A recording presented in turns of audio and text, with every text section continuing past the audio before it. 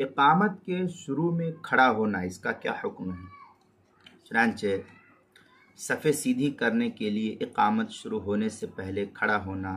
جائز اور درست ہے، اس میں کوئی مذائقہ نہیں۔ خاص طور پر سستی اور اہتمام کی کمی کے باعث حی علی الفلاح یا حی علی الفلاح پر کھڑا ہونے سے امام کی تکبیر تحریمہ کے وقت تک صف سیدھی نہیں ہو سکتی ہے، بلکہ پہلے کھڑا ہونے پر بھی دیر لگا سکتی ہے پبلک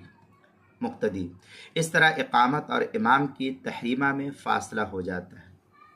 یا یہ کہ امام نیت باندھ لیتا ہے اور لوگ صفیں سیدھی کرنے کے لیے کہتے رہتے ہیں، جس سے لوگوں کو نیت باندھنے میں عام طور پر الجھن ہوتی ہے اور تاخیر ہو جاتی ہے نماز میں۔ اس ضرورت کی وجہ سے افضل اور بہتر یہ ہے کہ اقامت شروع ہونے سے پہلے کھڑا ہو کر کے صفیں سیدھی کر لی جائے تو یہ بہتر ہے، جیسا کہ عام طور پر حنفیہ کی مسجدوں میں بطور خاص دیوبندی مسلک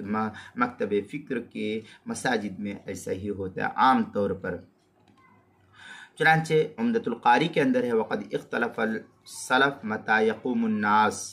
إلى الصلاة فذهب مالك وجمهور العلماء إلى أنه ليس لقيام حد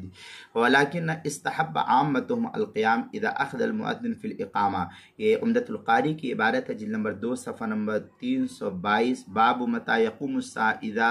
رأوا الإمام، جو مصطفیٰ البابی مصر کا چھپا ہوا نسخہ اس کے اندر۔ اسی طریقے سے حاشیۃ التحتاوی علی الدر المختار کے اندر ہے قوله والقیام